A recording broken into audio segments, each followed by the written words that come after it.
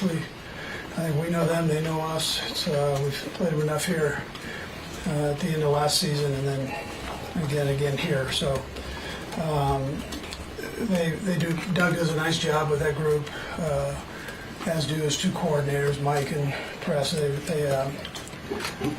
got a strong offense. They got a strong defense. Good special teams. They've got good team speed and good defensive front. So again, it's really the same guys that we played against last year for the most part. So we look forward to having the opportunity to get ourselves ready this week, starting today, having a good practice today, and then following it up again for the rest of the week, one day at a time. Time's yours. Coach, they added wide receiver Kevin Ridley. What's he bring to that offense that caused you some problems? Yeah, well, Kevin's he's a good player. He's a really good route runner. He's got good speed, good hands, and he's a good football player. And do you plan to play Chris on Sunday? And if so, do you have a kind of a pitch count on it? Yeah, I'm gonna see how he is today, but I presume he'll be out there, playing. And then we'll just see. How about Travis? Update on Travis. Yeah, Trev, he did the walkthrough, and then he's going to go out to practice today and do that. He's made progress, and again, I'm just taking those guys, day by day, see how they're doing. Andy, what's it like just having Chris back in the fold, and how's that felt so far, and what's it do to the team overall, do you think? Yeah, Chris is a good football player, so having him back in he's an important part of it, and we're glad he's back. We'll just see where he's at physically as we go. He normally keeps himself in pretty good shape, so we'll see how he does out there today. I'm gonna take it day by day and just see how he does. And is there some benefit specifically to just having that, whatever you want to call it, distraction behind you, and just he's here? Does that help you? Yeah, I mean, the thing I tell you about is it's good to have him back. I mean, and that's not. I thought the other guys did a nice job the other night when they had an opportunity. So, and we really didn't let that be a distraction. He needed to do what he did or had to do, and we had to do what we had to do. And now he's back, and that's part of the business. And everybody kind of puts the business side, when you're getting ready for a game, on the side, and you go with the guys that are there. So we're glad he's back in, though. He's a good football player. Go ahead. No, you're all right. Go ahead. I know, at the end of the year you do exit meetings. I mean, this is kind of, maybe during camp you'd make your way around every guy. You'd make a point to sit down with Chris and, hey, let's make sure we're all good and, some kind of conversation. Has that happened? Yeah, Chris and I have talked, and so there wasn't any personal thing going on there between us or that. It was just he made a business decision, and so that's part of this thing. And I'm old, so I've been through a lot of those, and those things happen. So I'm able to separate it. I think he's separated it, and he's back in. He's got a good attitude, ready to go. Coach, you talked about the defensive front for the Jags.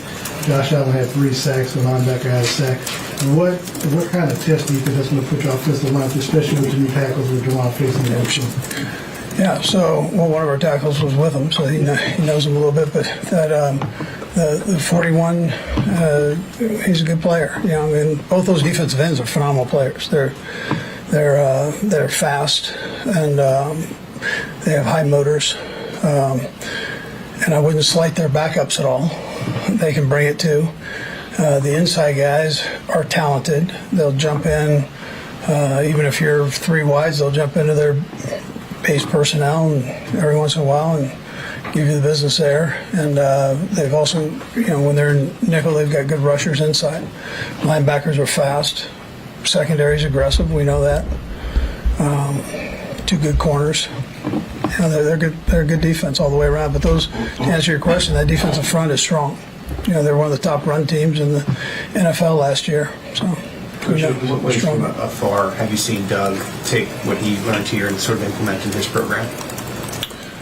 Yeah, I'm sure everywhere you go, you kind of take a piece of it and put it in there. I think he's probably put his own flair on things. But, yeah, there's certain things that he does that I'm sure he probably got from here, too. I mean, he and I were together a long time, so It goes both ways that way. So. Coach, aside from the drops on Sunday, it seemed like timing was an issue as well. Just how much can that be fixed over the week, just with more reps for everybody? Yeah, well, some of the guys hadn't, played much, so they need to get in game and get caught up to game speed. So I think that'll benefit us. Whether it was young guys or, Kadarius, I've already mentioned. I think it's good for those guys. I think that game was good for them. And then we'll see. We'll see what happens. So. And then now you got Aaron Rodgers with the turf. That issue's becoming back up. But last year, in Arizona, y'all did issues on grass. So just what's your take on it, and how do you do it? Yeah, I mean, listen, I'll probably get in trouble saying something, so I'm gonna just say whatever they put out there. We'll go play in the CVS parking lot. You talked about some young guys being out there, right, getting speed, that kind of thing. But correct me if I'm wrong. Deshaun Jackson, I think, was maybe the last guy you had that as a rookie was maybe your lead receiver. What does it take to be the lead receiver in an Avery offense? Is it something that can't happen anymore? Has gotten too complicated? Is it? Or could that evolve here in this situation? Yeah, he's a special guy. There, Ten probably played some when he was a rookie, I think. So they're guys that have gotten in and played. It's just a matter of growing, and how fast can you grow in it? Well, we've got rookies out there playing, so we'll see how they grow. And Deshaun kind of did that too. He just didn't have the other receivers around quite as many as what we've got here. How have you talked a little bit on the Zoom about Kadarius on Monday and the drops, and it's something that's in his profile. You've had a couple days, I don't know if you had a chance to talk to him a little bit more. Mentally, his confidence level, you expect him to be at where you want him to be this week during practice to bounce back from that? Yeah. He the best way to get rid of that is to go out and practice and then get back in the game and do better. So I think I'm not worried about him there. He's a competitive kid and a heck of a player. So I told you before, I kind of put him in a position where it's tough, but he had to get in there and do what he did, play, get caught up to speed, but he had no training yet. So I thought it was important that he got in, and then he's going to catch most of those. So. He only got 19 or 20 routes in that Lions game. Do you expect him to be able to, his pitch count to go up a little bit this week? We'll see. We'll see how it all works out. We've got all these personnel groups, so if his number doesn't get called, it might be because of the personnel group, but as many times or whatever, it could be more. But I'm good with him playing to answer that. Whatever number comes out, comes out. The lack of reps that some of the players got during preseason, were you happy with the production of Pacheco and to an extent Justin Ross and some of the other players that didn't play much in preseason? Yeah, with Jerry Sneed, those guys, it was good to get them back in the game and going. So I think that'll help them down the road too. Aaron, how have you seen Trevor Lawrence grow, and what makes him dangerous going into Sunday?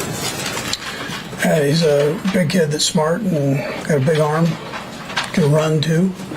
So he's a good athlete. He'll do nothing but get better as the years, throughout this year and down the road. He's a good football player. And we all see Travis's numbers and nobody can produce. Beyond the numbers, what was missed last Thursday in his absence? You answer that, and then you're slighting the other guys. You know what I'm saying? So, he's it's like Chris. They're good football players, right? And so we welcome him back in, and we go. But on the other hand, I expect the other guys to step up and do the job and finish a game when you have an opportunity. I mean, and that's coaches and players. So that needs to take place. Andy, this might be the first time where you see Neil Farrell in a game with you guys. Just what did you notice last week about him trying to get adjusted to everything, and what could he do potentially playing next to Chris? Yeah, so he's a big kid that's been physical when he did play, and so we're always looking at. We'll see how he does in practice in here. He got shortchanged a day last week, so for personal reasons. So it's good to get him in here, and I think we'll just kind of play that by ear as we go. Last one, sorry. You touched a little bit with Blair about the tight ends. Just what, when you looked at it, what did you think about the performance that the young guys had? I know you've been dinged up, not just Travis, but you all sports and early. What do you think about that group right now behind Travis? Yeah, so the two that played the majority of the time were guys that have played for us. So Noah, I thought he kind of replaced what Trav normally does. I thought he did a nice job in there. Blake has been around, and he did what we asked him to do. He did a good job of that. So, yeah. All right.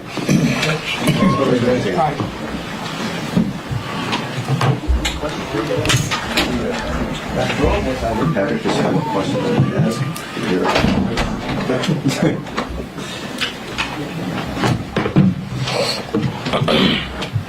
All right, guys. Patrick, I know it's been one game, but to ask Andy about that defensive front for Jacksonville, what's your take on what you saw this weekend, especially with Josh Allen and their defense, knowing that you got to go up against them, and how do you feel your offensive line will hold up against them? Yeah, I mean, they're a talented defensive front. I mean, I've played them twice and understand that. It's going to be a great challenge for our offensive line, and I have a lot of trust in those guys. So we'll just kind of try to keep building as an offense, and when I need to get the ball in my hand, I'll get it out of my hand, and then when we need to take a shot, I'll trust in those guys to make the blocks. I remember asking you before the season began about your connection with your receivers. Obviously, Scott Moore, Kadarius had a hard time in last week's game. Where do you feel like it is now with the practice and the extra rest with them going into Sunday's game? Yeah, I still think we have a great connection going. Obviously, it doesn't always work out in games, and we didn't execute at a high enough level, me included, in that first game. But you have to keep building. You have to try to make yourself better, and I'll try to do what I can to make it easier on them, and they'll go out there and make the plays happen. What was your message to Chris when he came back in? I'm happy to have him. I mean, Chris is not only a great player, but a great person that's in the locker room, and he always has a smile on his face. And so, like I said early in training camp, whenever he gets back, we're going to welcome him with open arms. And now we're going to try to go out there and find a way to get a win. You said me included earlier. How did you just assess your performance Thursday? Yeah, there was just opportunities that I missed. A couple throws here and there where I could have got it to the guy earlier. Not made it so hard on those guys, and just a little bit late on some of my reads. So just stuff that I have to continue to work on. And I mean, just like everybody, I got to be better, and I'm gonna try to do that this week. How much as the play is developing, are you sort of relying on the receivers seeing the play unfold the same way that you're seeing it? Yeah, I mean, that's the entire offense, especially here. I think it's a lot of reading on the run, recognizing coverages, and then making plays off of that. And so that's stuff that I have to be on the same page with the receivers, and stuff that we'll work on this week. How much of an emotional boost could it provide now that Chris is back and you have maybe Travis potentially back as well in the sense of like getting the band back together of your core? Yeah, I mean, obviously you get your guys in there. You want to go out there and play with the guys that have put in the work and that go out there and execute and have played at a high level for a long time. But I think guys are ready to go. I mean, we didn't like how we played this last Thursday, and so I think guys are ready to get out there and kind of prove to everybody, even ourselves, who we really are. I don't think you've been 0-1 maybe since before high school, and I wonder what that feels like. It's a different mindset.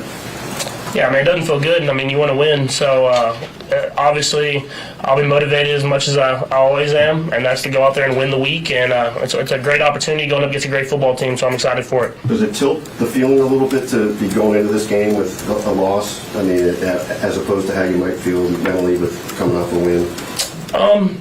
Not necessarily. I knew this was going to be a tough challenge for us either way. Obviously, you wanted to win that first game, but you didn't. So you kind of have to just wash that from your mind, get on to the next game, and try to make yourself better so you can go out there and get a win. Patrick, sidebite issue. 3 weeks from now, you're going to be taking on the Jets. This is going to be probably the fourth fifth time that you have not had a chance to go up against Aaron Rodgers. Do you feel like this is going to be one of the few quarterbacks that you don't face in your career?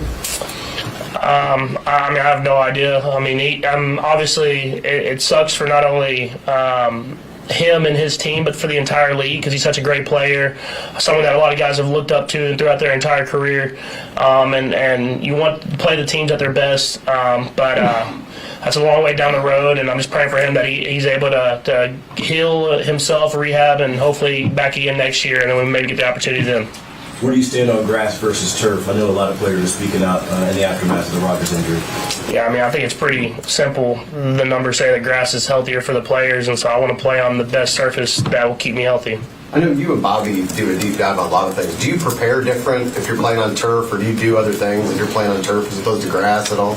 I mean, you can only do so much. I mean, it's the playing surface, so you just prepare your body to be ready for any type of playing surface that you play on. But at the end of the day, you just got to go out there and execute at a high level.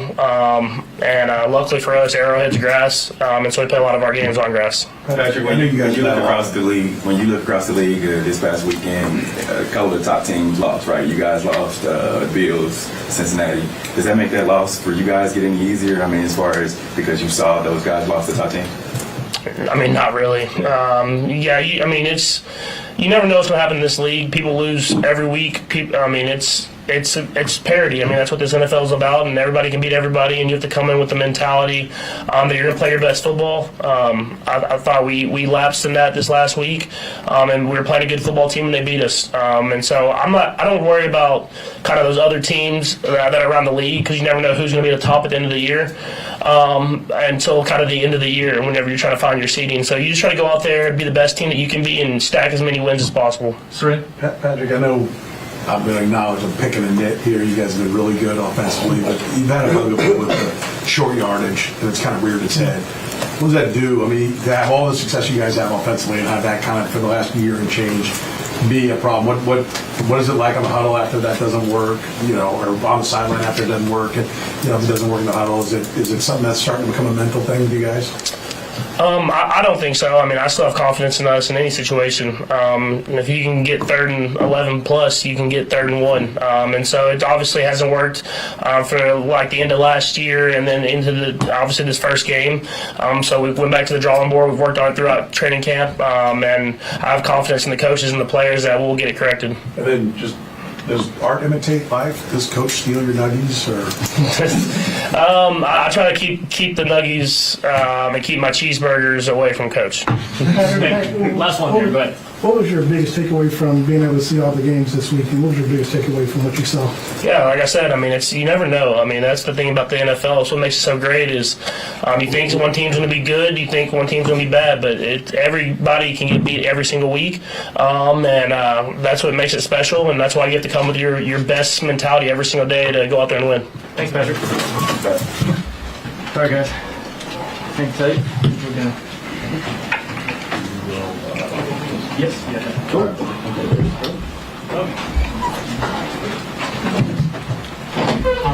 All right, guys.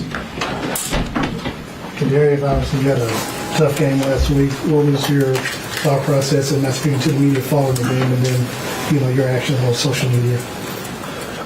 In reality, how I look at it, how I told Coach, how I told Pat, all the guys, that's on me. You know what I'm saying? Like, at the end of the day, y'all count on me and rely on me to make certain plays, and I got to be there to do that. It ain't really no excuse, you know what I'm saying? Nothing you can blame it on, none of that. Man, I just stand on 10 about it. Kadarius, did you find anything common in what went wrong the other night that you see is easily fixable or that you have to work through? I just got to put the work in, hard work, Spend 30 minutes out after practice, catching kids from the quarterback, whatever I got to do. I just got to make sure I show up when it's time. Kadarius, coach talked about that what happened on Thursday wasn't really you, right? Like, you normally catch the ball. But they just me, though. They just me as a person. Like, I just feel like it was, just because I know I could have made those plays, So where are you at mentally? Like, people have drops. You don't want to go into that slump. No. Yeah. So where are you mentally? Just positive thinking. I'm always just moving forward. Thinking about the next week and how I can make plays in the upcoming week. I'm never dwelling on the past. Right. Yeah. There's a term in sports: be quick but don't hurry. Right. I mean, you got to be fast to play the position you play. Yeah, right. Do you get a sense that maybe whether it's knowing the offense or getting, because you haven't had a chance to play, you were hurt last year, that maybe you're hurrying a little bit, and that was part of it. It hasn't quite slowed down all the way. Really no. Like I said, there's no excuse. Like I said, they got to go out there and make plays. Obviously, you missed camp, and I know in the back of your head, you came back pretty quick from the knee injury. Are you thinking about that kind of stuff out there? Are you still thinking your way through the offense, or? Nah, just getting back, just getting the feel of everything. Like I said, they got to go out there and execute. Ain't really no excuse, no reason, you know. And then I'm thinking about it, like I said, I just got to go out there and make plays. Kadarius, what kind of conversations have you had with Andy? He's mentioned he's talked to you a few times. What's he tried to get across to you?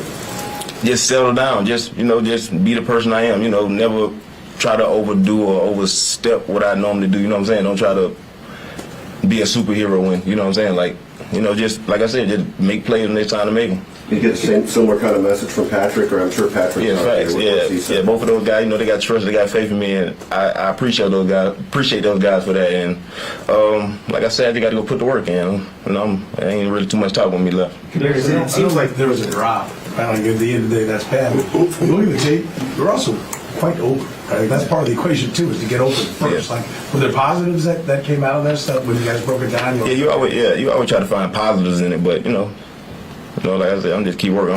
I'm just gonna try to be that. You got a chance to watch Jacksonville play Sunday.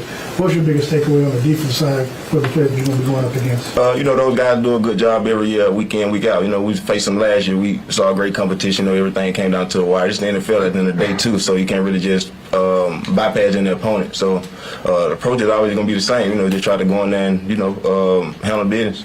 It's become pretty clear that the trade has been a motivating factor for you, as you go on here. Nah, it ain't really motivating. I don't really care about it. Yeah. Okay. Yeah. Kadarius, what is the factor that's going to help you be the most comfortable here and help you execute? I would say I'm already comfortable here. The coaches and everybody, the staff, they already accepted me for, what I'm saying? Like, so it ain't really like I'm not comfortable. It's just more of me finding my routine and me getting back into, what I'm saying, the player I am, Last one, Nate. Okay. Go ahead, Sam. Just to Pete's question about the trade not being a motivating factor, can you explain, though, why Giants do seem to be an obsession for you, at least on social media? It's not an obsession. They troll me, I troll them back at the end of the day. But like I said, I'm just focused on what I got going on now. I'm not really studying that. Last one. Kadarius, I came in a little late, but from your perspective, just how excited were you for training camp, and then just what were your emotions that day with the injury, and how difficult was the rehab? And I would say, I was really looking forward to training camp. I came back and I was ready, but setbacks don't really deteriorate, or what I'm saying, it don't really make or break a lot of things. I just had to keep the mindset and what I wanted to do on the field. I had to put it into my rehab, to get my knee back where it needed to be. What was the hardest part? Probably just the day-to-day, just the, probably like different aches or something, just stuff like that. But besides that, I was just, ready to get back. All right. Thank you. Thank you. Appreciate y'all.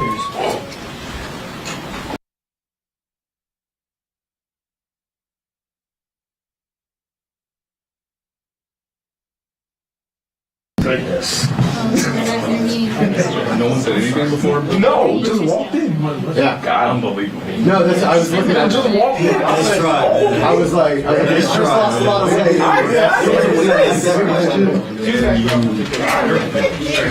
I didn't. No one, like, you go driving in the street and he's